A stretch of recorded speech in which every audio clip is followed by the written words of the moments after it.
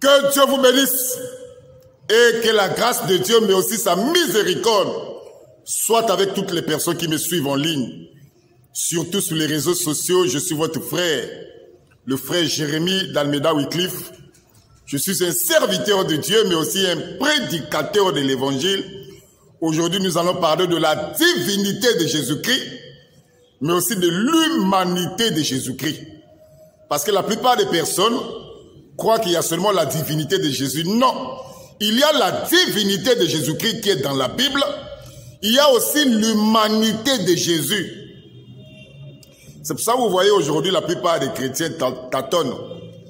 La plupart des chrétiens, certains musulmans ont des difficultés à comprendre la divinité de Jésus. Mes frères, la divinité de Jésus, on ne comprend pas ça par des recherches. La divinité de Jésus, on ne comprend pas par les études. Ce n'est pas aller faire des études. Mais la divinité de Jésus, on comprend ça par la révélation. C'est le Seigneur lui-même qui doit apporter la révélation. C'est pour ça qu'aujourd'hui, ne serez pas surpris, vous voyez certains chrétiens qui disent même qu'ils sont dans la saine doctrine, mais qui ont des difficultés à comprendre la divinité de Jésus. Eux, ils ne voient que l'humanité de Jésus. Ils ne sont pas surpris de ça. Parce que Jésus a été plus que clair dans Matthieu chapitre 11 à partir du verset 25. Il est écrit, en ce jour, Jésus tressailli par le Saint-Esprit dit, je te loue, Père, Seigneur du ciel et de la terre, de ce que tu as caché ces choses aux sages et aux intelligents, de ce que tu les as révélées aux enfants.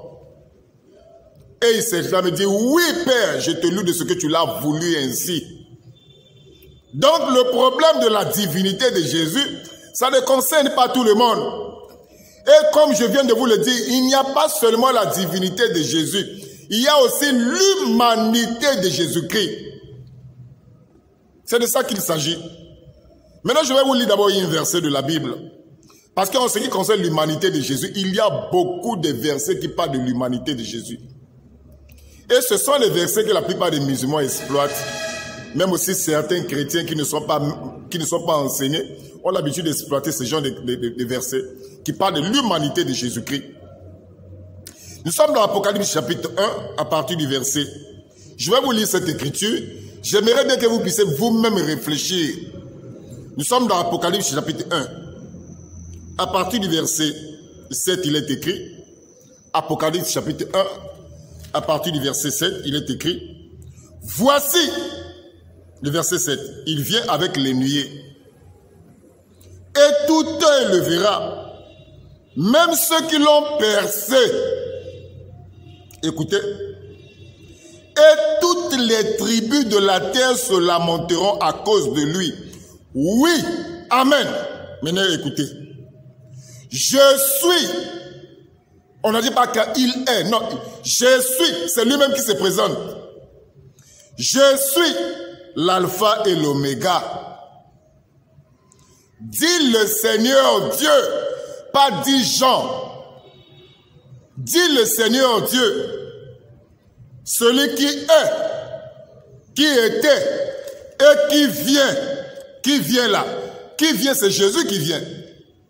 Le Tout-Puissant.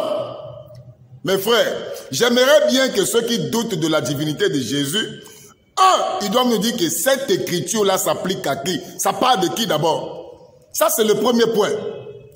Cette écriture d'Apocalypse chapitre 1 à partir du verset 7 parle de qui?